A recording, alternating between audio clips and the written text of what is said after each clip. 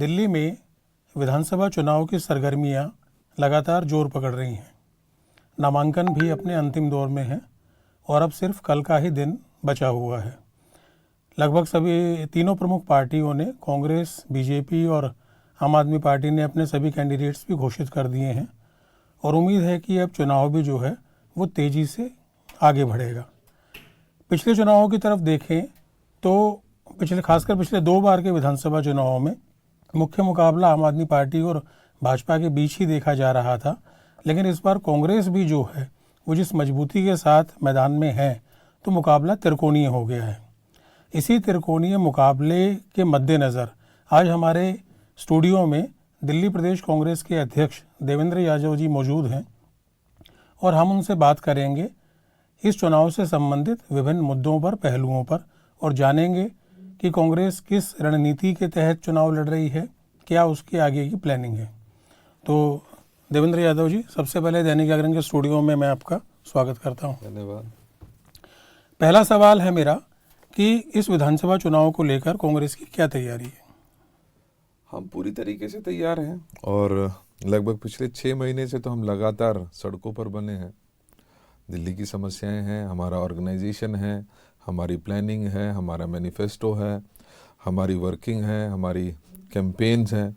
वो मुझे लगता है कि हम आज यहाँ आपके साथ बैठा हूँ तो उन सभी चीज़ों के भरोसे आज कहीं हम मैदान में दिखे हैं और एक त्रिकोणीय मुकाबला जो आप कह रहे हैं ये अभी शुरुआत है।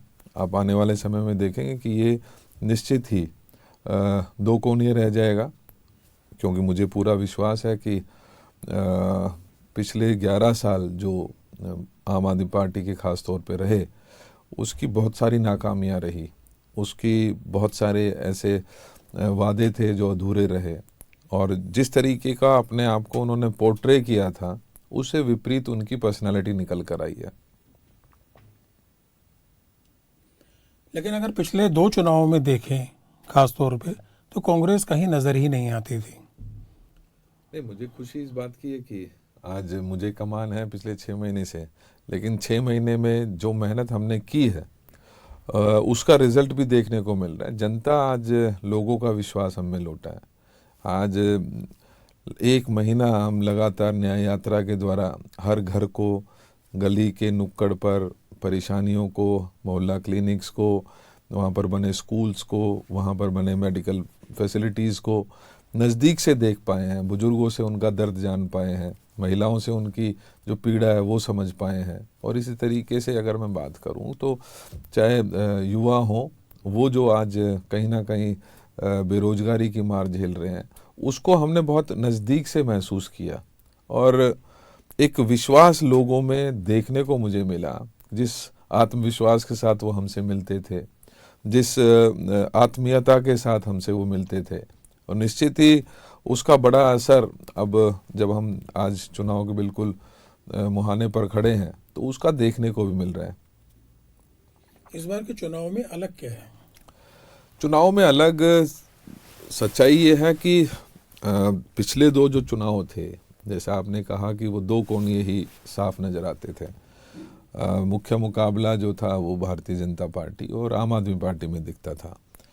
इस बारी आम आदमी पार्टी की एंटी इनकम्बेंसी है और कहीं ना कहीं जो भारतीय जनता पार्टी दिल्ली की कभी भी नेचुरल चॉइस नहीं रही, क्योंकि आपने महसूस किया होगा कि 6 चुनाव हुए, 6 के 6 चुनाव में भारतीय जनता पार्टी को दिल्ली की सरकार चलाने का मौका नहीं मिल पा रहा है। वो वहीं 32%, 34%, 38% पर जाकर अटक जाते हैं। तो आज कांग्रेस जो खोई उसकी गरिमा थी, जिसने 15 साल शीला जी के नेतृत्व में एक बेहतर सरकार चलाने का काम किया, दिल्ली को एक बेहतर दिल्ली बनाने का काम किया, आज जहां लोग उस स्वर्णिम काल को कांग्रेस के देख रहे हैं, वहीं हमारी मेहनत को भी अप्रिशिएट कर रहे हैं, हमारी कमिटमेंट जो लोगों के प्रति है उसके तरफ आकर्षित हुआ है। और कहीं ना कहीं वो बड़ा कारण है कि लोग बाग आज पुनः एक बार बड़े बदलाव के मूड में नज़र आते हैं। आप चाहे रेडी पटरी वाले के पास जाइए, आप झुग्गी झोपड़ी में रहने वाले साथी के पास जाइए, आप ट्रेडर्स के पास जाइए, आप एफ्लुएंट जो कॉलोनीज़ हैं वहाँ पर रहने वालों की बात करें, रीसेटलमेंट कॉलोनीज़ की अपनी अलग परेशानियाँ हैं, अनऑथराइज कॉलोनीज़ की अपनी अलग दर्द और परेशानियाँ हैं।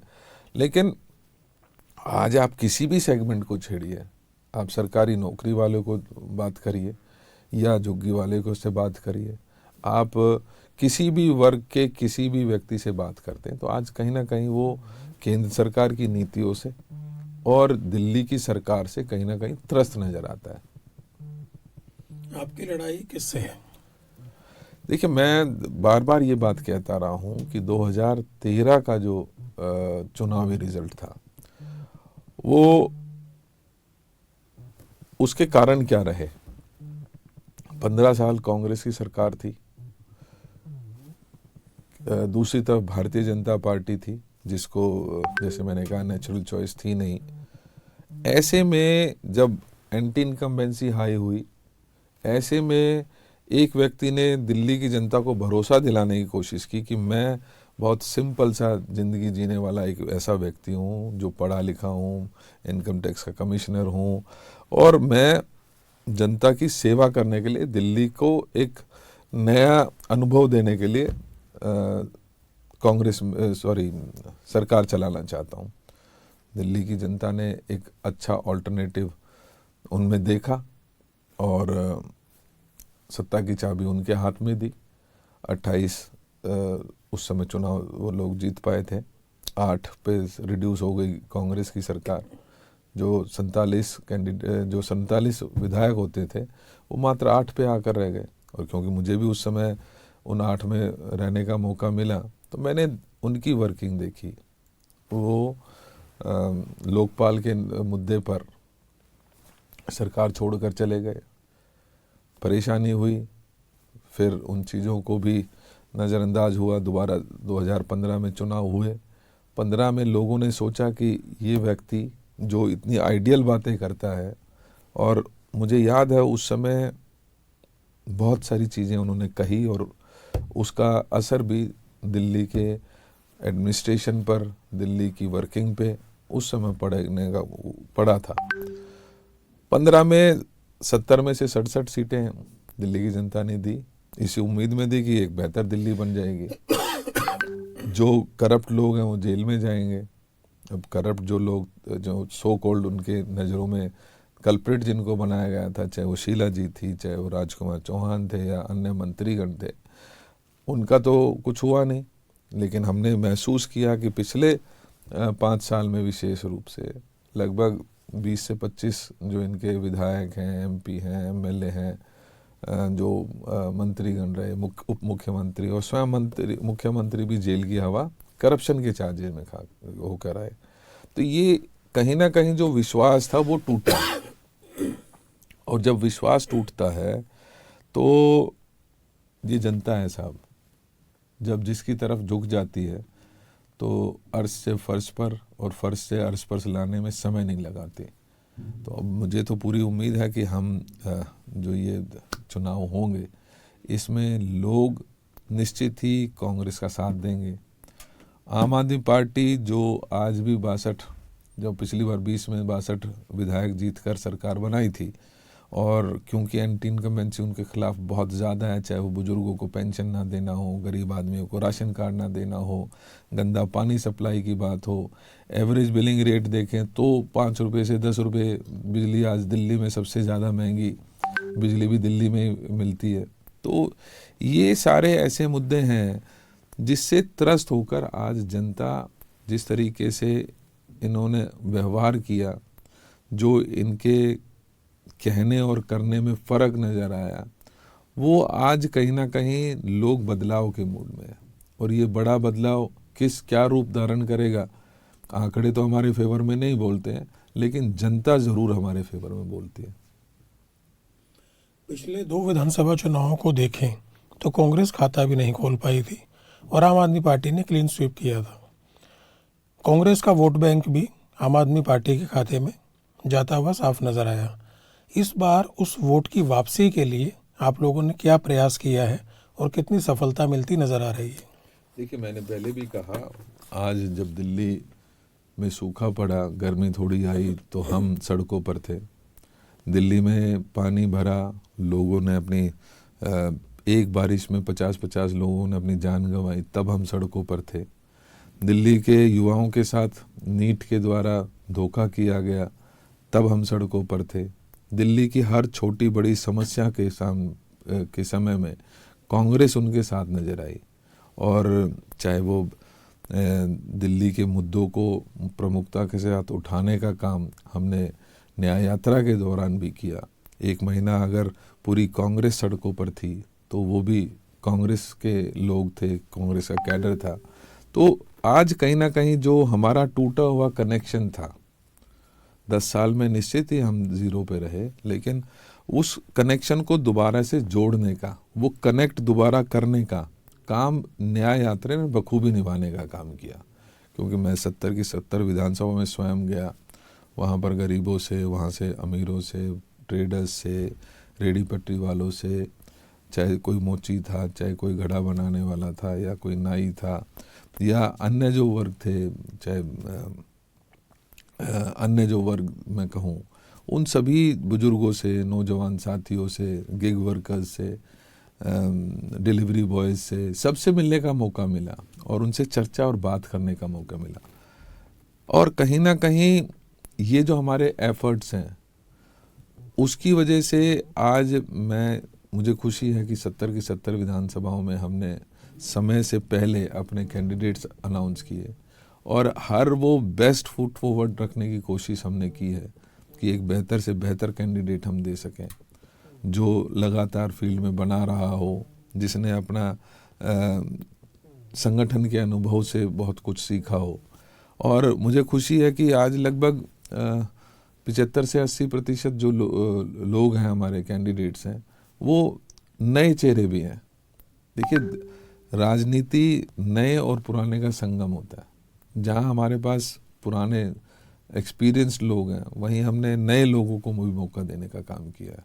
और आज कहीं ना कहीं वो नए लोगों से, लोगों के दुख दर्द में क्योंकि हमेशा खड़े रहे हैं, तो आज वो कनेक्ट एस्टेब्लिश हुआ है। और मुझे पूरा भरोसा है कि आने वाले समय में, अभी 3 हफ्ते बाकी हैं, 3 हफ्ते में ये जो कनेक्ट है वो और मजबूत होगा, और लोगों का विश्वास जीतने में हम कामयाब होंगे। एक समय में कांग्रेस का वोट बैंक जो है वो मूलतः झुग्गी बस्तियों में और अनियोजित कॉलोनियों में था, जो आज आपका वोट बैंक है। भाजपा का दावा है कि उसने इस कॉलोनियों में काफ़ी काम किया है, झुग्गी के बदले पक्के मकान बना के दे रही है, अनियोजित कॉलोनी में मालिकाना हक दे रही है। लेकिन कांग्रेस क्योंकि सत्ता से बाहर है तो वो इस दौरान कुछ नहीं कर पाई है, तो ऐसे में क्या उनका वोट मिल पाएगा? देखिए, ये मुझे हंसी आती है इस बात पे, क्योंकि ये घड़ियालू आंसू बहाने का काम करते हैं। आज झुग्गी में भी जाकर ये अपना प्रोग्राम करने की बात करते हैं। जहाँ झुग्गी थी वहाँ मकान बना के देने की दावा तो ज़रूर करते हैं, लेकिन उसके पीछे जो सच्चाई है उसको छिपाते हैं। क्या ये जिस मकानों की चाबी इन्होंने जेलरवाला बाग में दी, क्या उसका उद्घाटन, उसका जो शिलान्यास था, आदरणीय अजय माकन जी ने नहीं किया था? वहाँ के लोकल एमएलए हरिशंकर ने नहीं किया था? वहाँ के लोकल एमपी संदीप दीक्षित ने नहीं किया था? सवाल ये बनता है कि जो प्रोजेक्ट आज से 12 साल पहले जिसका शिलान्यास हो गया था, और जो कंप्लीट हो जाना चाहिए था आज से 3 साल पहले, उसमें डिले क्यों किया गया? आज सवाल ये बनता है कि मेरे यहाँ पर, मेरे बादली विधानसभा में 7400 मकान JNNURM द्वारा बनाए जाते हैं, और 2013 में बनकर तैयार हो जाते हैं। आज 11 साल बीत गए, उनको चाबी नहीं मिलती है। तो ये कथनी और करनी का जो फ़र्क है वो क्यों नहीं दे पा रहे हैं? ना केजरीवाल जी की सरकार उसका जवाब देती है कि हमारी दिल्ली सरकार के पैसे लगे हैं उसमें। अगर केंद्र सरकार के लगे हैं तो दिल्ली सरकार के भी तो लगे हैं। क्यों नहीं जिनके ऊपर सर के ऊपर छत नहीं है उनको वो मकान दिए जाते? भवाना में ऐसे हज़ारों फ्लैट्स बनकर तैयार पड़े हैं। बलसवा में ऐसे हजारों फ्लैट्स बनकर तैयार पड़े हैं, लेकिन 11-11, 12-12 साल तक आप उनकी चाबियां तक गरीब आदमी को नहीं दे पा रहे। अनऑथराइज कॉलोनी का मैं पूछना चाहता हूँ, 1639 कॉलोनीज जो दिल्ली सरकार के समय में पास हुई, उसके बाद क्या कोई और नई कॉलोनी पास हुई? क्या उनको वो सुविधा जो उनको मिलनी चाहिए तो वो मिली? जहाँ तक पीएम उदय की बात कर रहे हैं, कितने लोगों ने अपना फ्री होल्ड प्लॉट करवाए? लाखों में से चंद कुछ हजार लोगों ने। ये इनका इनप्रैक्टिकल जो अप्रोच है, ये उनको दर्शाता है। इनके पास कहने के लिए कुछ नहीं है, इनके पास प्रचार तंत्र ज़रूर है, बात इनकी चलती है, लेकिन धरातल पर अगर आप उसका आप चेक करेंगे तो ये कहीं नज़र नहीं आते। क्योंकि आज अगर रीसेटलमेंट कॉलोनी को बनाने का, झुग्गी झोंपड़ियों को मकान देने का काम किसने किया? तो कांग्रेस ने किया। सालों साल हो गए हैं भाजपा को भी और आम आदमी पार्टी को, किसी को मकान नहीं देने का काम किया। आज अगर अनऑथराइज कॉलोनीज को पास करने का काम किया तो कांग्रेस ने किया। आज उनमें सीवेज डालने का काम की शुरुआत किसने की? 125 करोड़ रुपए मैं अपनी विधानसभा के लिए सीवेज के लिए लेके गया, 11 साल में उनमें कनेक्शन नहीं करवा पाए आप। तो ये इनके खोखले दावे हैं। जनता को दिखता है कि कौन हमारे काम आने वाला है, किसने काम किया है और कौन काम कर सकता है, और वो सिर्फ और सिर्फ कांग्रेस है। इस चुनाव में दिल्ली के मुद्दे क्या हैं? देखिए साहब, दिल्ली के मुद्दे तो एक नहीं है, क्योंकि आज मैं समझता हूँ कि दिल्ली पूरी तरीके से कोलैप्स कर चुकी है। लेकिन फिर भी मुख्यतः अगर बात करूँ तो दिल्ली के में बेरोजगारी बहुत बड़ा मुद्दा है, दिल्ली में महंगाई बहुत बड़ा मुद्दा है, दिल्ली में भ्रष्टाचार बहुत बड़ा मुद्दा है, दिल्ली में जो आबो हवा है, एनवायरनमेंट एक बहुत बड़ा मुद्दा है। आज दिल्ली में जो गंदा पानी सप्लाई किया जा रहा है वो बड़ा मुद्दा है। आज बुजुर्गों को पेंशन नहीं मिल रही तो मुद्दा है। आज अगर गरीब आदमी का राशन कार्ड नहीं बन पा रहा तो वो बड़ा मुद्दा है। आज दिल्ली की हर गली और नुक्कड़ पर आपको गलियों में कूड़े के ढेर नजर आएंगे तो वो मुद्दा है। आज दिल्ली में एक तरफ राशन कार्ड की दुकानें बंद होती हैं और दूसरी तरफ गली और नुक्कड़ पर शराब की ठेके खोले जाते हैं, तो वो बड़ा मुद्दा है। और इसी प्रकार से मैं बात करूं तो चाहे टूटी सड़कें हों, चाहे इनका जो अप्रोच इनकी बुजुर्गों के प्रति रही हो, युवाओं के प्रति रही हो, या ओवरऑल डेवलपमेंट की बात करूं, जो लोग बात करते थे कि 500 स्कूल खोलने की बड़ी बात करते थे, आज कहाँ है वो 500 स्कूल? जो कहते थे कि हमने हॉस्पिटल का इंफ्रास्ट्रक्चर बेहतर कर दिया, कहाँ है नए हॉस्पिटल्स? कहाँ है नई यूनिवर्सिटीज़? कहाँ है नए कॉलेजेस? आप कहते थे कि हर 70 की 70 विधानसभाओं में एक कॉलेज खोलेंगे, आज वो तो नज़ारत है। आज आपने कहा था 2013 में कि हम मोहल्ला क्लिनिक खोलेंगे, हर उसमें 90,000 से ऊपर मोहल्ला क्लिनिक खोलेंगे। अब 11 साल में वो 1100 मोहल्ला क्लिनिक नहीं खोल पाए, मात्र 500 पर, वो भी उनकी हालत क्या है अगर आप उनका रियलिटी चेक करेंगे तो आपको पता लग जाएगा। तो मुद्दे आज मैं मानता हूं कि सरकार पूरी तरीके से कोलैप्स हो चुकी है और दिल्ली की जनता का जो विश्वास था केजरीवाल में, उसको उन्होंने चकनाचूर कर दिया। जब लोग अपनी सांसें जोड़ने की कोशिश कर रहे थे दिल्ली में और पूरे भारतवर्ष में और विश्व में, जब कोरोना काल चल रहा था, तो ये जनाब अपना महल बना रहे थे, शीश महल। आज जो व्यक्ति कहता था कभी मैं बड़ा मकान नहीं लूँगा, गाड़ी नहीं लूँगा, सिक्योरिटी नहीं लूँगा, आज उसके पास वो हर चीज़ है। तो दिल्ली की जनता वो देख रही है, कहीं ना कहीं वो शीश महल जो इनके दोगलेपन का एक जीता जागता उदाहरण है, वो शीश महल जो कहीं ना कहीं इनके कहनी और करनी में अंतर साफ तौर से दिखाता है, वो बड़ा मुद्दा है। तो मैं मानता हूं कि दिल्ली की जनता, चाहे वो युवा हो, बुजुर्ग हो, महिलाएं हो, आज ये 3 बड़े मुद्दे निश्चित ही दिल्ली की जनता के सामने। अगर हम शीला दीक्षित जी की सरकार और आपकी सरकार में एक मोटा सा अंतर देखें तो शीला जी की सरकार का फोकस डेवलपमेंट पे रहा। उन्होंने हर क्षेत्र में डेवलपमेंट कराया, जबकि केजरीवाल सरकार का आधार ही जो है वो रेवड़ियाँ रही। मुफ्त बिजली पानी से लेकर और उसके बाद अलग अलग क्षेत्रों में देते रहे। क्या वजह है कि इस चुनाव में कांग्रेस को भी उसी परिपाटी को आगे बढ़ाना पड़ रहा है? देखिए, अगर आप थोड़ा सा पीछे देखेंगे तो आपने कहा डेवलपमेंट एक बड़ा उनका बेंचमार्क था, लेकिन अगर मैं कहूँ एक समग्र विकास जिसमें महिलाओं को सुरक्षा, जिसमें बुजुर्गों को पेंशन, जिसमें गरीब आदमी को अगर राशन की लिमिट थी तो अन्नश्री योजना शुरू करके उस गरीब व्यक्ति को उस लिमिट के क्रॉस करके वो देना, या फ्री का सिलेंडर देना जिस समय केरोसिन से उसको चेंज करना था, या डीटीसी की जो बसें थी डीजल से अगर सीएनजी में कन्वर्ट करना था तो इजी लोन देना, उनको प्रेफरेंस देना कि जो सीएनजी बस लेकर आएगा। ये एक समग्र विकास का एक द्योतक थी आदरणीय शीला दीक्षित जी। और मैं ये मानता हूं कि आज जब 11 साल में दिल्ली की आबो हवा खराब हुई है, आज दिल्ली में गंदा पानी पीना पड़ रहा है, वो पानी आधी से ज़्यादा दिल्ली की जनता को मिलता है जिससे आप सूंघ भी नहीं सकते, जिससे आप मुंह नहीं धो सकते। तो ऐसे में जो दिल्ली हर रोज ये जो वातावरण का दंश झेल रही है, वहीं गंदे पानी की वजह से लोग हर रोज़ बीमार हो रहे हैं, और सरकारी हॉस्पिटल में अल्ट्रासाउंड जैसी बेसिक मशीनें नहीं होती।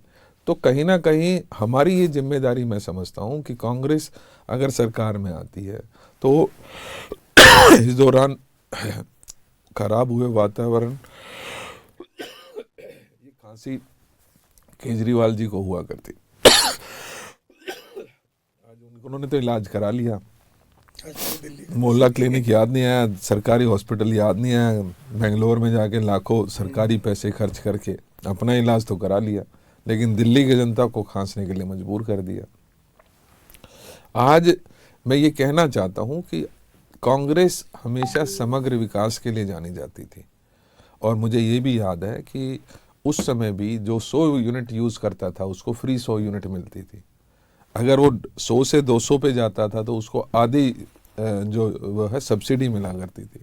तो देखिए, कांग्रेस का मानना और ये मत है कि सबको बराबर का मौका दिया जाना चाहिए, लेवल प्लेइंग फील्ड बनाकर देनी चाहिए।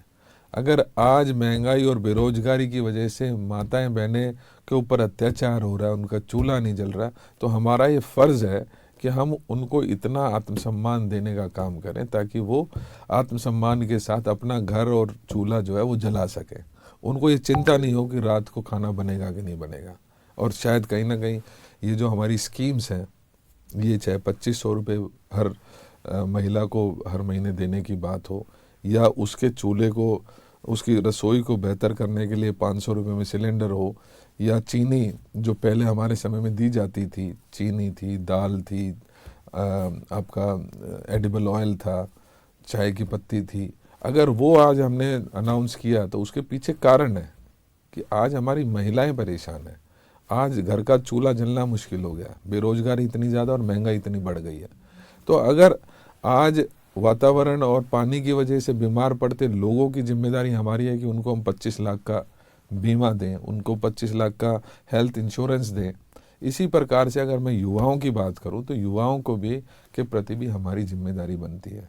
जब हम उनको रोजगार नहीं दे पा रहे हैं, उनको हम अपने पढ़ाई लिखाई, एक माँ बाप अपने पेट काट कर उसको बच्चे को पालता है और बड़ा करता है इस उम्मीद में कि वो मेरा आने वाले समय में मेरा सहारा बनेगा, लेकिन आज जब वो बेरोजगारी का दंश झेल रहा है और कहीं ना कहीं नशे की ओर आकर्षित होता है, ऐसे में हमारा फ़र्ज बनता है कि उसको हम इतना सशक्त करें, जो उसने पढ़ाई की है उसको आगे इंटर्नशिप देकर उसको कहीं ना कहीं ऐसी कंपनी में एडजस्ट किया जाए ताकि हम 8500 रुपये महीना 1 साल तक उसको दे, वो अपने स्किल को बेहतर कर सके और समय 1 साल के अंदर वो या तो उसी कंपनी में मर्ज हो जाए या बाहर निकल कर छोटा मोटा, क्योंकि उसकी स्किल बेहतर हो जाएगी तो वो अपना काम भी करना चाहे तो हम उसको लोन, इजी लोन देकर उसका काम और जो धंधा है उसको सेटल करवा सकें।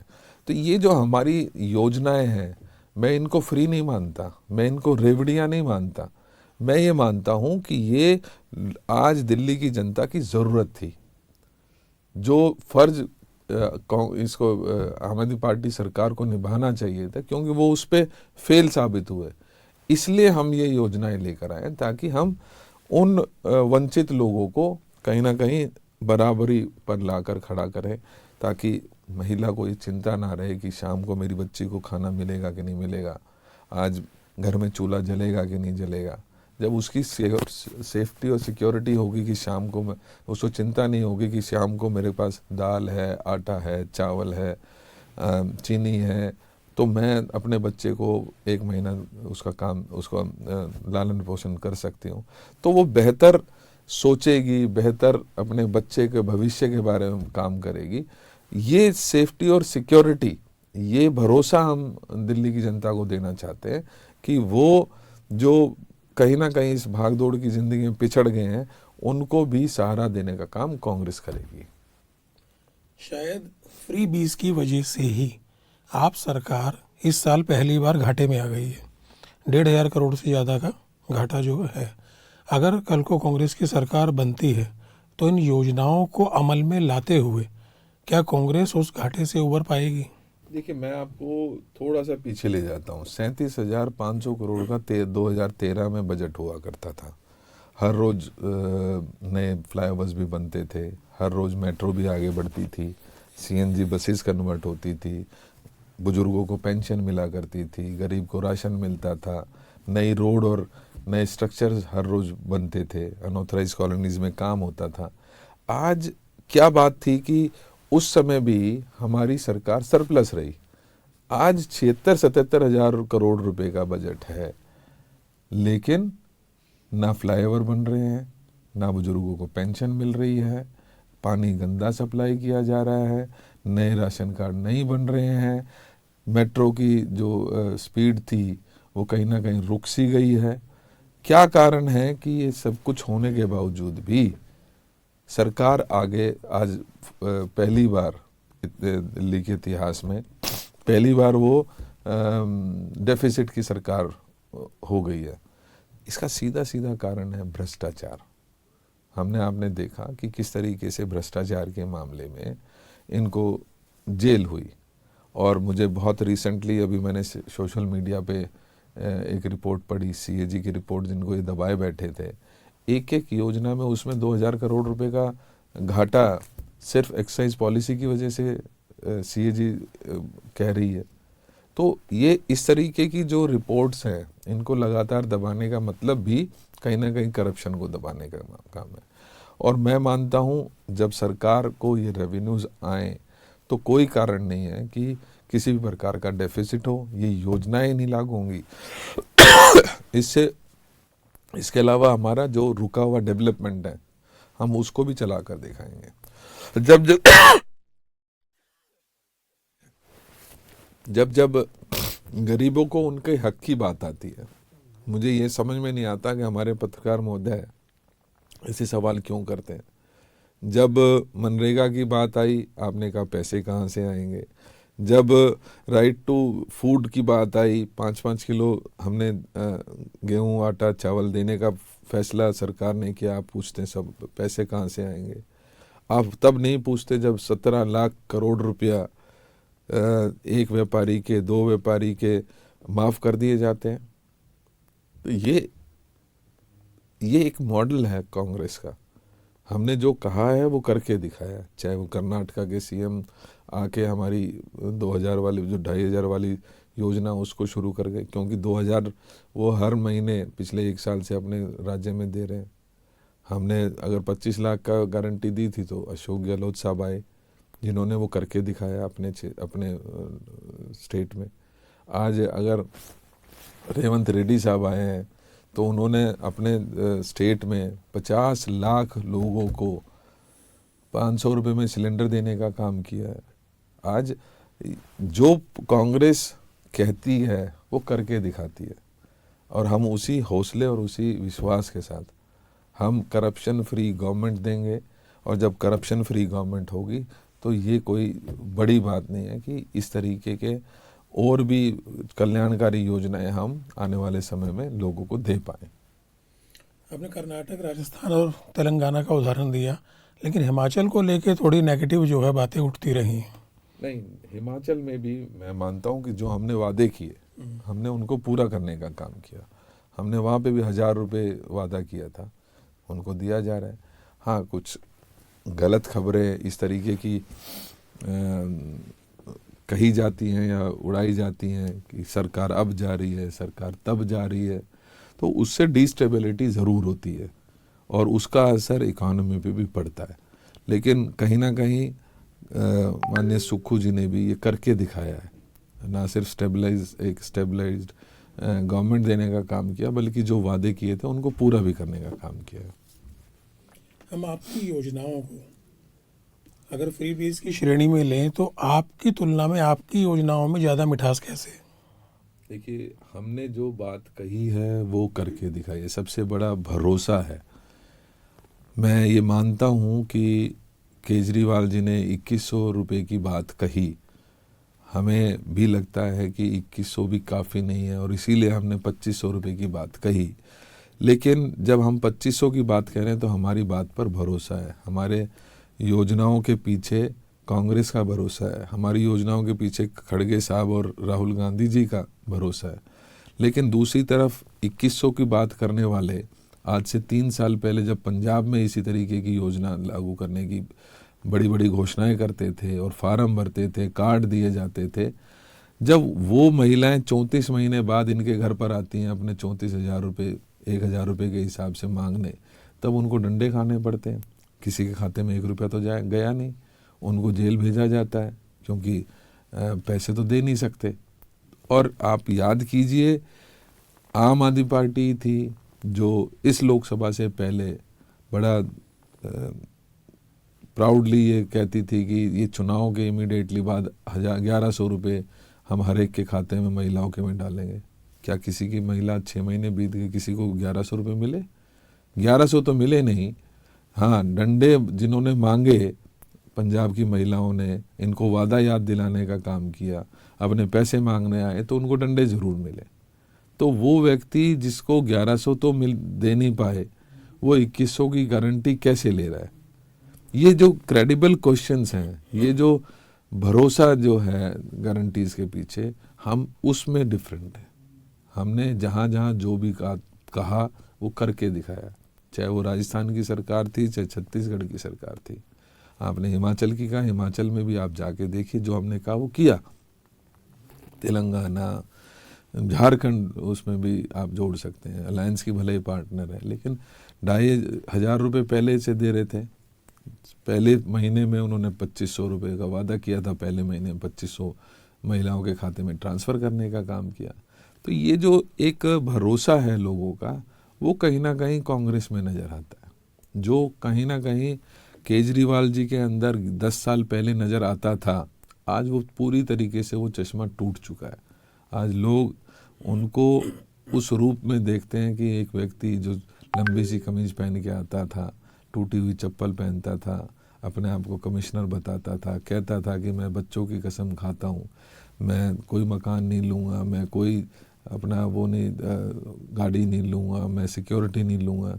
आज वो शीश महल में बनाने का, वो भी उस समय जब कोरोना काल चल रहा हो, उस शीश महल में गोल्ड प्लेटेड कमोड लगाने का काम करता है। वो व्यक्ति आज 150 लोगों की सिक्योरिटी में चलता है। आज वो व्यक्ति लाखों रुपए की वो टूटी फूटी सी, पहले कहता था कि मैं तो इसमें वैगन आर में काम चला लूँगा, आज लाखों की गाड़ियों में चलता है। तो ये जो कथनी और करने में फ़र्क है, ये जो उनके कैरेक्टर में फ़र्क है कि सामाजिक अलग और निजी जीवन बिल्कुल उसके अलग। अरे भाई, अगर आप अच्छा होना चाहिए, अच्छा मकान, एक मुख्यमंत्री के पास हर कोई आता है जाता है, एक डिसेंट मकान होना ज़रूरी है, लेकिन उसमें क्या ज़रूरत थी कि मसाज पार्लर हो, उसमें क्या ज़रूरत थी कि गोल्ड प्लेटेड कमोड हो? तो ये सवाल ज़रूर उठते हैं। उनके कैरेक्टर की तरफ उठते हैं कि आप सामाजिक जीवन में अपने आप को बिल्कुल साधारण व्यक्ति दिखाने की कोशिश करते हैं, लेकिन आप जीवन जीते हैं ऐशो आराम का। तो ये जो क्रेडिबल क्वेश्चंस हैं, अपने वादों पर खरा नहीं उतरना, अपने बच्चों की कसम खा के उससे मुकर जाना, ये कहीं ना कहीं केजरीवाल जी के ओवरऑल पर्सनालिटी पे क्वेश्चन मार्क लगाते हैं। नई दिल्ली सीट से इस बार आपने अरविंद केजरीवाल के खिलाफ पूर्व मुख्यमंत्री शीला दीक्षित के बेटे पूर्व सांसद संदीप दीक्षित को उतारा है। इसमें कोई दो राय नहीं है कि नई दिल्ली सीट पे भी मुकाबला इस बार त्रिकोणीय नजर आता है। अगर संदीप दीक्षित कामयाब होते हैं चुनाव जीतने में, तो क्या उन्हें कांग्रेस की तरफ से सीएम चेहरा माना जा सकता है? बिल्कुल माना जा सकता है, क्यों नहीं हो सकते। हालांकि हमारे यहाँ पर एक ये फैसला जो चुने हुए विधायक हैं वो करते हैं, उसका एक ड्यू प्रोसेस है। जो चुने हुए विधायक होंगे वो अपना फैसला लेंगे, उससे लीडरशिप को अवगत कराएंगे और लीडरशिप इवेलुएट करके जिसको बेहतर कैंडिडेट समझेगी उसको मुख्यमंत्री बनाने का काम करेगी। लेकिन निश्चित ही संदीप जी में वो सारी काबिलियत हैं, चाहे वो 2 बार के लोकसभा में जीतकर सांसद के रूप में काम करने का उनको मौका मिला, या आज ताल ठोक रहे हैं अपनी नई दिल्ली में। तो ऐसे अनेकों चेहरे हमारे पास, सिर्फ संदीप ही दीक्षित नहीं, और भी बहुत सारे ऐसे चेहरे हैं जो काबिलियत रखते हैं मुख्यमंत्री बनने की। और जैसा कि आज की सिनेरियो को देखते हुए कई बार लगता है, सपोज कीजिए अगर हंग असेंबली बनती है तो कांग्रेस कहाँ जाएगी? कांग्रेस अपने स्टैंड पर रहेगी, वो ना बीजेपी को सपोर्ट करेगी ना आम आदमी पार्टी को। हाँ, आम आदमी पार्टी सपोर्ट करना चाहे तो हमें कोई परहेज नहीं होगा। मतलब दोनों मिलकर सरकार बना सकते हैं। अगर वो हमें सपोर्ट करे तो हमें कोई परहेज नहीं, लेकिन हम अपनी तरफ से किसी भी प्रकार का कोई समझौता करने वाले नहीं हैं। हालांकि अभी आपने कहा कि आपके पास कई ऐसे कैंडिडेट हैं जो सीएम बनने की काबिलियत रखते हैं, लेकिन उसी से बड़ा सवाल है कि आम आदमी पार्टी केजरीवाल के चेहरे पर लड़ रही है और भाजपा भले ही अपना सीएम कैंडिडेट नहीं बताती है, लेकिन परोक्ष रूप से अपरोक्ष रूप से मोदी जी का चेहरा रहता है। तो कांग्रेस किस चेहरे पर लड़ रही है? मेरा पहला प्रश्न है कि क्या मोदी जी यहाँ आकर जो हैं वो चीफ मिनिस्टर बनने के लिए तैयार हैं? और जो दूसरा चेहरा आप आम आदमी पार्टी का गिना रहे हैं, मेरा सीधा प्रश्न है क्या वो एलिजिबल हैं? क्योंकि उनको इस्तीफ़ा क्यों देना पड़ा? उनको इस्तीफ़ा इसलिए देना पड़ा कि कोर्ट ने ये कंडीशन लगाई कि आप अपने सरकारी दफ्तर में जा नहीं सकते, सरकारी फाइल साइन नहीं कर सकते। क्या वो केस उनका ख़त्म हो गया? क्या वो कंडीशंस बेल से ख़त्म हो गई हैं? माफ़ कीजिएगा, आप बरी नहीं हुए हैं, आप जमानत पर हैं और जमानत की ये कंडीशंस हैं। तो आप दिल्ली की जनता को धोखा देना बंद करिए केजरीवाल साहब। आप वो व्यक्ति हैं जो मुख्यमंत्री बनने के एलिजिबल ही नहीं है। अच्छा, सीनियर लीडर्स की चुनाव प्रचार में क्या भूमिका रहेगी? जैसे राहुल जी की एक जनसभा हुई अभी, आने वाले दिनों में क्या प्लानिंग है? आने वाले समय में और बहुत सारी सभाएं हमारी प्लान्ड हैं और मुझे लगता है कि राहुल जी बहुत एक्सटेंसिवली इस बार चुनाव में दिल्ली के समर में उतरेंगे। इनके साथ साथ आदरणीय खड़गे जी, आदरणीय प्रियंका गांधी जी और निश्चित ही जो वो सभी पूरी फोर्स के साथ दिल्ली में आपको आने वाले समय में देखने को मिलेगी। एक आखिरी सवाल और कि जनता आपको क्यों वोट दे? जनता एक अच्छे शासन के लिए, एक अच्छी गवर्नेंस के लिए, उस पुरानी दिल्ली को जिसको आज दिल्ली की जनता याद करती है, उसको पुनः अगर उस विकास की डोर को जोड़ना है तो कांग्रेस को वोट करे। वो दिल्ली की जनता इसलिए कांग्रेस को वोट करे क्योंकि दिल्ली की कांग्रेस ने कभी भ्रष्टाचार नहीं किया, उसने जो वादा किया वो पूरा करने का काम किया और एक बेहतर दिल्ली बनाने के लिए कांग्रेस जरूरी है। फिर आप जागरण के स्टूडियो में आए और विभिन्न सवालों के जवाब दिए, आपका बहुत बहुत धन्यवाद।